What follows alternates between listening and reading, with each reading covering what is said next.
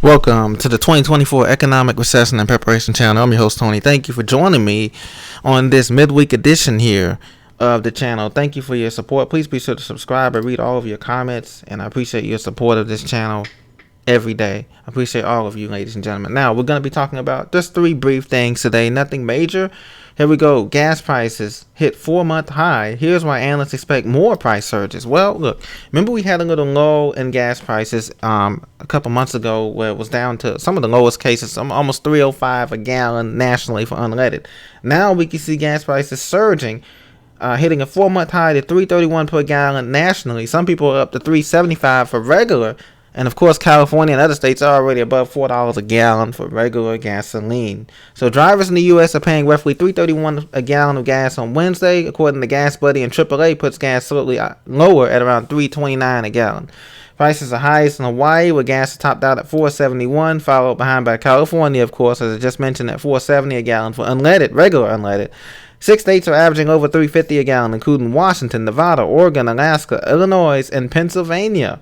The jolt at the pump continues as the price of oil continues to rise. Over $79 a barrel right now. It's up to $82 a barrel, and the benchmark Brent crude oil jumping over 1.2%.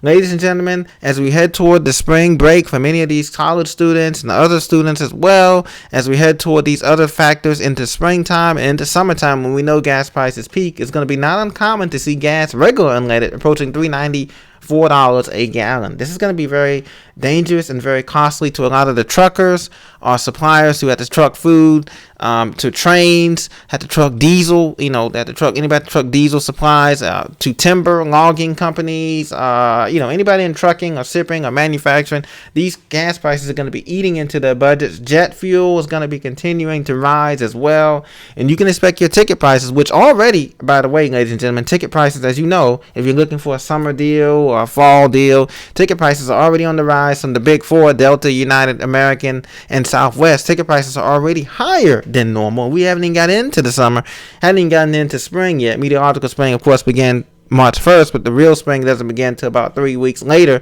4 weeks later, as you know.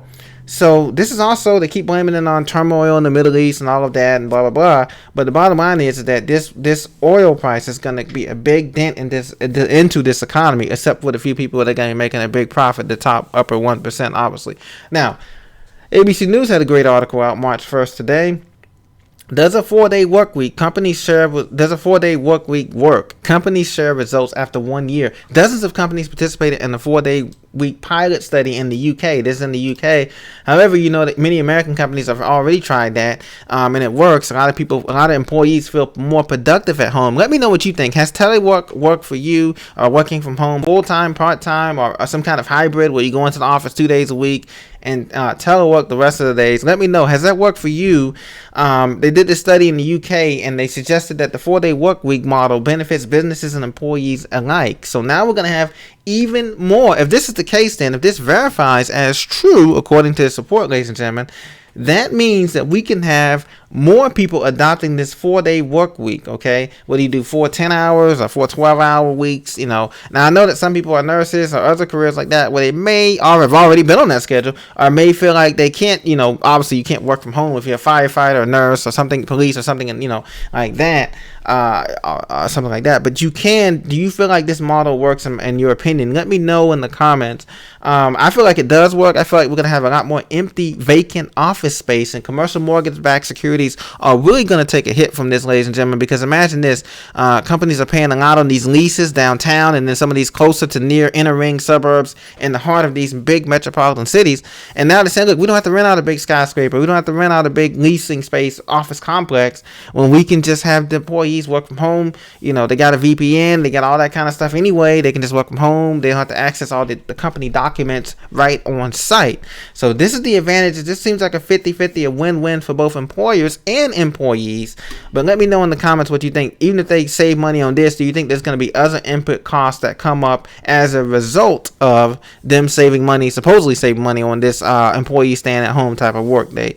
So also I want to talk to you briefly about the Market Watch. This is the U.S. economic calendar here, according to Market Watch. As you can see, we don't have much going on this week here. Tuesday we had some the vice chair speak, some factory orders. They're going to show that factory orders are previously going to be down as far as production. We get the employment numbers 8:15 on Wednesday. That should be something good. And then Jerome Powell testifies, Fed Chair Jerome Powell testifies to Congress on Wednesday too. So that should be something of note by economists. Now, and as we have the initial jobless claims that always comes out on Thursday at 8:30 a.m. Eastern Standard Time, and so they're going to do revisions of those numbers as well. So we look forward to hearing what's going on with that, as well as the consumer credit. Consumer credit cards have increased. Americans have increased their balance on credit cards now this year. Over $1 trillion so far. So we'll figure out, we'll learn more about that as well. On Friday, we have some payroll information and unemployment rate, which is expected to remain around 3.7%. Could tick up a bit, 3.8, 3.9. We'll see. That's what the range that the economists are predicting.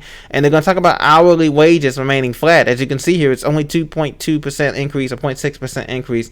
And next week they have nothing really scheduled. That's going to be CPI is going to be on Tuesday, March 12th. That's the consumer price index. That's going to be very interesting to see what they say, if that's increased or not. Retail sales comes out March 14th, and then March 15th we start getting into production numbers and capacity numbers and things of that nature. So that's just a brief preview of what's to come, according to MarketWatch.com, the official financial calendar of dates to look forward to in these things. So I hope you have a blessed day. Get out and enjoy it. I'll talk to you very soon. Thank you very much for listening.